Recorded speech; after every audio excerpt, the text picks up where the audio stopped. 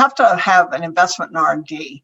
And I, came out of the computer industry, right? And so our company was founded on the idea of creating an online university. So we created Credit Union University and marketing, and then we sold it ultimately to Harlan.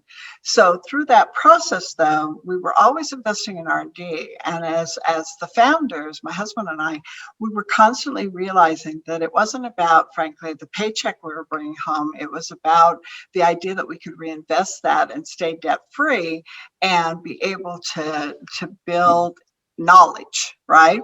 And I think that if I look back on the career now, I say, okay, R&D, what does that mean? And sometimes within the cooperative space, people don't see, like, we're cash rich right now and income poor, right?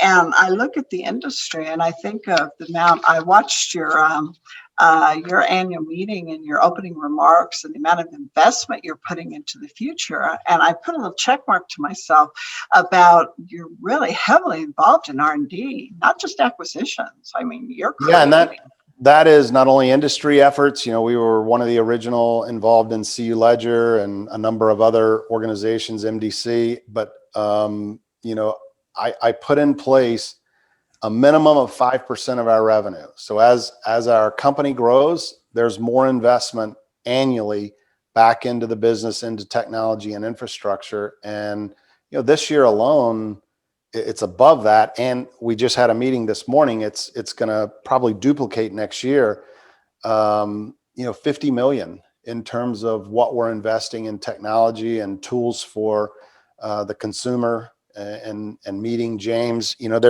There's an embedded capital spend every year just in keeping cybersecurity active and current and your IT infrastructure. You know that quite well.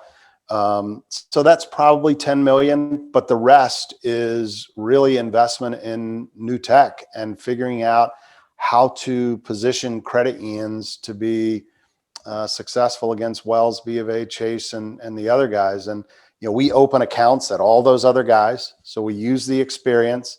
So we understand how they've built it. And then, I'm a big believer. I think I might have even said this at the member forum. If you build it with them, they might come. If you build it, they might come. If you build it with them, they're already there.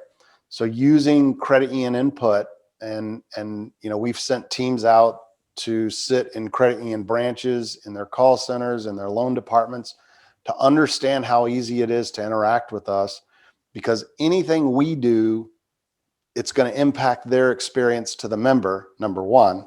And number two, if we do it well, the member should never know PSCU exists.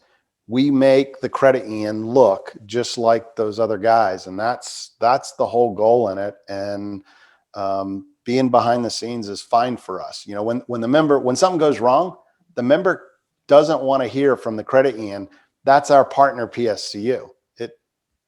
The member doesn't care. It's the credit union. So having the right technology, having the service model in place, it works. And when I was coming back, this is not me, this is everybody, but we had consolidated revenue in 2013, 14, 15, under 2%, which is just not healthy, the growth. In 2019, we grew 14.1%.